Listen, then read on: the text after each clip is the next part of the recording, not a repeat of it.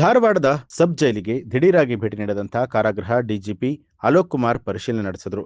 ನಗರದ ಬೆಳಗಾವಿ ರಸ್ತೆಯಲ್ಲಿರುವಂತಹ ಸಬ್ ಜೈಲಿಗೆ ಭೇಟಿ ನೀಡಿದಂಥ ಅವರು ಸಬ್ ಜೈಲ್ ಕಟ್ಟಡ, ಗಾರ್ಡನ್, ಸಬ್ ಜೈಲಲ್ಲಿರುವಂತಹ ಕೈದಿಗಳ ವ್ಯವಸ್ಥೆ ಕುರಿತು ಮಾಹಿತಿ ಪಡೆದರು.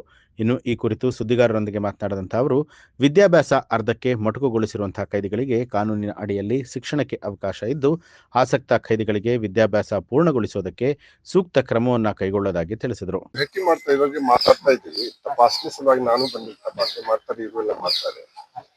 ನಾವು ಅವ್ರಿಗೆ ಎಲ್ಲರಿಗೆ ಏನ್ ಸಮಸ್ಯೆಗಳು ಇದೆ, ಏನ ಯಾವ ರೀತಿ ಮಾಡ್ತಾ ಇದ್ದಾರೆ ಅದೆಲ್ಲ ವಿಚಾರಣೆ ಮಾಡಕ್ ಬಂದಿದ್ದೆ.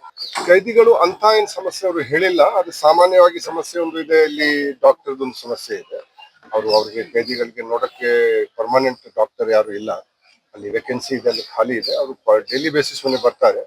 ಆದ್ರೆ ಯಾವ್ದು ಪರ್ಮನೆಂಟ್ ಆಗಿ ಡಾಕ್ಟರ್ ಇಲ್ಲ. ಅದಕ್ಕಾಗಿ ಅವ್ರಿಗೆ ಹಿಸ್ಟ್ರಿ ಗೊತ್ತಿರೋದಿಲ್ಲ ಏನು ಇದು ಇದೆ.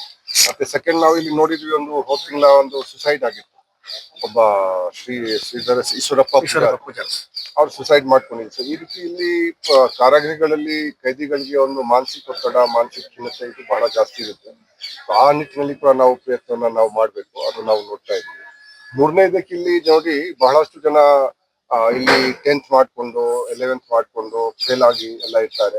ಸೊ ನಾವು ಈಗ ಇಷ್ಟು ಜನ ಎಲ್ಲ ಇರ್ತಾರೆ, ಅವ್ರಿಗೊಂದು ವಿದ್ಯಾಭ್ಯಾಸ ಮಾಡಕ್ಕೆ ಕರ್ನಾಟಕ ಸ್ಟೇಟ್ ಓಪನ್ ಯೂನಿವರ್ಸಿಟಿ ಅವ್ರ ಜೊತೆ ಕೈ ಜೋಡಿಸ್ಬಿಟ್ಟು, ಆನಂತರ national institute of open school, ಯಾರು ಬಹಳ 5ನೇ ಕ್ಲಾಸ್ ಅಂತ ಓದೇ ಇಲ್ಲ, ಅವರು 5 ವರ್ಷದಿಂದ ಕಾರಾಗೃಹದಲ್ಲಿದ್ದಾರೆ. ಸೊ ಅಟ್ಲೀಸ್ಟ್ ಈ ಕಾಲ ಏನಿದೆ ಸ್ವಲ್ಪ ಸದುಪಯೋಗ ಅವ್ರಿಗೆ ಆಗ್ಲಿ, ಸ್ವಲ್ಪ ನಾಳೆ ಅವರು ಸ್ವಲ್ಪ ಅವ್ರಿಗೆ ಬುದ್ಧಿ ಆಗ್ಲಿ, ಮತ್ತೆ ಕೆಲವು ಒಳ್ಳೆ ಯೋಚನೆಗಳು ಬರ್ಲಿ ಅವ್ರಿಗೆ. ಆ ನಿಟ್ಟಿನಲ್ಲಿ ನಾವು ನಮ್ಮ ಎಲ್ಲಾ ಕಾರಾಗೃಹಗಳಲ್ಲಿ ಈಗ ನಾವು ಅವ್ರಿಗೆ ಒಂದು ಇವರ ಜೊತೆಗೆ ಇದು ಮಾಡ್ಕೊಂಡು, ಕೆಲವು ಜನಕ್ಕೆ PUC, ಕೆಲವು ಜನಕ್ಕೆ SSLC, ಕೆಲವು ಜನ ಯಾರು ಓದೇ ಇಲ್ಲ ಅವ್ರಿಗೆ 1ನೇ ತರಗತಿಯಿಂದ ಅವ್ರಿಗೆ ಓದಿಸೋದು, ಅದಕ್ಕೂ ನಾವು ವ್ಯವಸ್ಥೆ ಮಾಡ್ತೀವಿ.